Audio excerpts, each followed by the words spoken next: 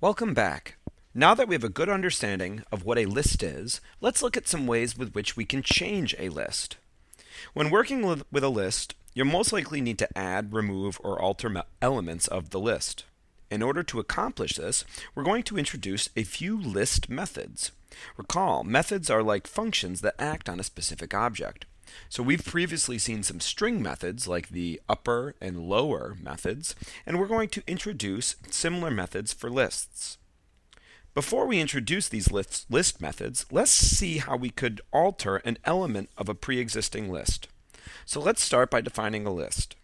We'll start by saying we have a list called colors, and so inside of it we'll put some colors here. We'll do red, we'll do orange, and we'll do green. So our list colors has three elements, and let's just verify this. If I print the list colors, we see that, right? The list representation here, 1, 2, 3 elements inside of the list. If I want to access a specific element of the list, let's say green, I could print. I'll type the list name and then square brackets, and we'll use indexing. So this is, recall, index 0, index 1. Green is at index 2. Alternatively, I could call the print function, and I'll type the list name, and I could use an index of -1 since green is the last element in this list. And let's just verify this as a quick review. And it looks like we get green both times. Wonderful. Now, let's say I want to alter this value from green to a value of yellow. In order to do this, I'm going to treat the list and the specific index like a variable. So I'm going to type the list name colors and the index 2, and I'm going to assign it a new value. I'm going to assign it a value of yellow. Now, if I print my list and we run this, what we see is that the element at index 2 has been assigned a new value. So we've altered this list. We've changed it to yellow. Exactly what we wanted to do. See, the element at index 2 has essentially been updated. Now this works nicely to change elements that already exist in the list. But if I want to, say, expand my list, we may be tempted to try this. We may be tempted to say, hey, colors at index 3, let's assign this a value of blue. But if we run this, we get an error. And it says here that we have an index error on line 11. List assignment index is out of range. This means that we're trying to access an index of the list that does not yet exist. We can't update the value of an element at index 3 because that value does not exist in the list. Right? Because in our list we have index 0, index 1, index 2. There is no index 3 right now, so we can't assign it a value. In order to add elements to our list, we're going to look at two list methods. So let's get rid of that line because we know that that is an error. Our first list method is the .append method. The .append method takes as an argument the element you want to add to the list.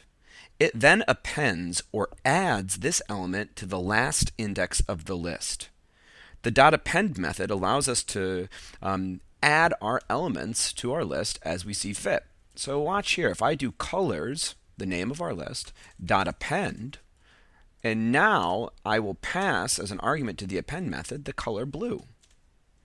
Now if I print my list colors, we should see that we have added blue to the end of the list. So now our list has 4 elements in it. The .append method also allows us to start with a blank list and maybe build them dynamically. So let's create a new color list. So we'll say new colors equals, and I'm just going to define this as a blank list.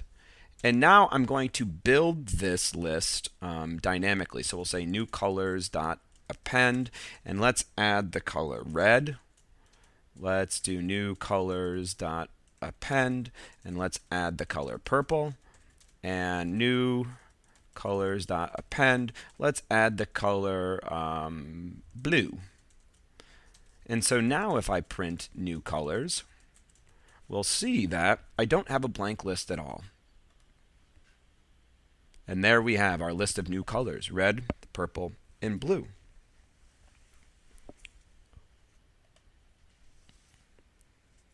While the .append method always adds an element to the end of the list, another list method, the .insert method, adds an element at a specified index and shifts all subsequent elements down in the list. The insert method takes two arguments. First, an index that you want to insert an element at, and second, a value or the element that you wish to insert. So let's work with our list new colors that we currently built. And let's print new colors index 1. Let's print what is currently at index 1 in this list. So if you think about it, right, red, purple, blue, at index 1 is going to be the color purple. So we should see that right here. And there we have it, the color purple. Beautiful. Let's now use the insert element to insert a new color at index 1. So we're going to do new colors dot insert. And if you recall, insert takes two arguments: the index at which we want to insert the element. So we want to insert this at index 1. And let's put in the color brown. And so now, if I print my element at index 1, and let's print the whole list too. Let's see what's going on here.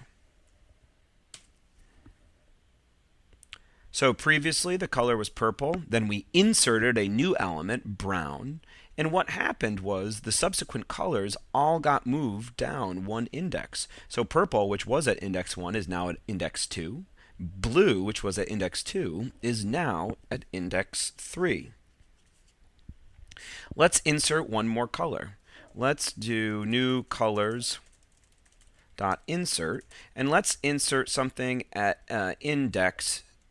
Let's insert it at index 3, and let's insert another instance of the color red. And so now we'll print new colors, and if we run this, we see we have red, brown, purple. Red is inserted here, and then blue was moved down in the list. So here we have learned how to not only alter elements of a list, but we have seen how to add or append elements to the end of a list, or how to insert elements at specified indices. Wonderful job.